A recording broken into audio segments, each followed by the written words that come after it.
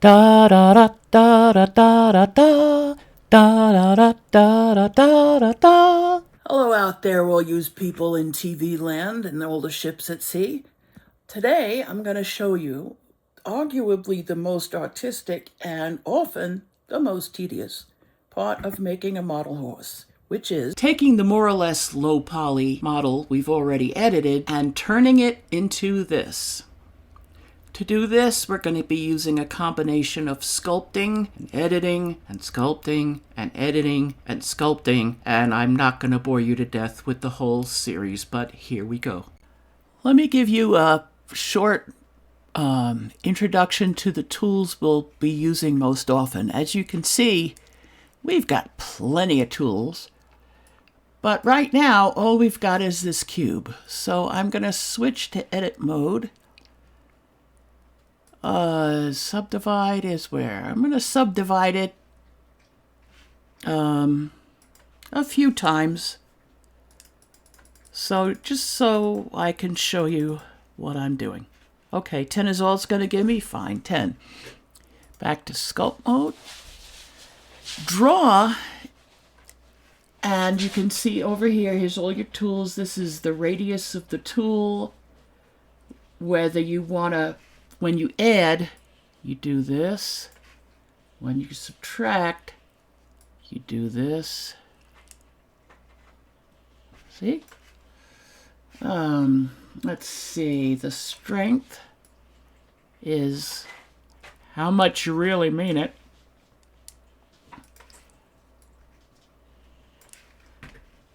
And that's, you can change it and get all kinds of things. The other one I use a lot is inflate. And you can inflate like this. Or you can deflate like this. Crease is a good one. I'm going to make it a little smaller for this demonstration. Here's crease.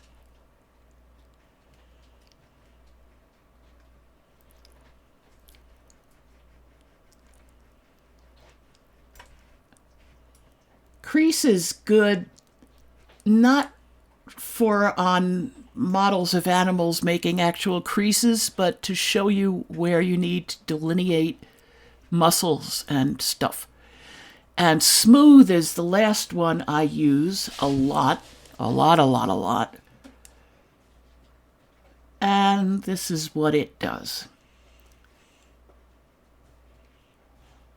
Okay, so what have we got here? A marshmallow. Okay, now I'm hungry. There you go. I wonder what enhance does. Oh. Enhance is like contrast. I've never tried this before, so I didn't know. There you go. Grab is also another good one. Grab does this. And nudge I use very rarely. It does this. It pushes stuff around. And those are really mostly the only tools I use. Draw sharp. Add. Okay, here's the horse as we left it. I did, for sculpting purposes, take the feather out. I'm not getting rid of them because I'm going to need them later on, but for sculpting, it's better not to have these. So we'll go back into sculpt mode. Here's all your tools. And while we do have a lot of polygons in this, there aren't really enough. Now, the problem here is that if we add more polygons, it gets slower and slower. So what I'm going to do is use this multi-resolution modifier. I want to subdivide it by 1, and you see it does make a little change. Now that you've got twice as many polygons, you can begin sculpting this. And whilst I give you a little musical interlude, I'll let you watch part of this possibly extremely boring process.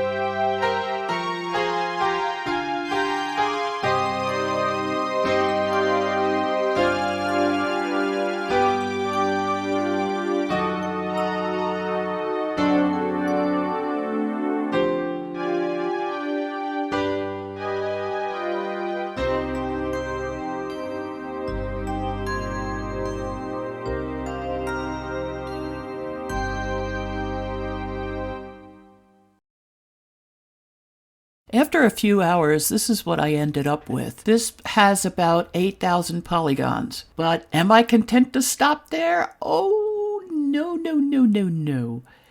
I carried on and ramped that multi-res up as far as it would, well, not as far as it would go. I ran it up to 3. And this is what I ended up with after about 3 days of non-stop editing. And I'm probably not done tweaking it yet. Oh, and by the way, if you want to know what 5 million polys kinds of look like, this is what 5 million polys look like. Anyway, we're done for today. Next time we will be doing ears and hair. Hang in there, folks. Bye-bye.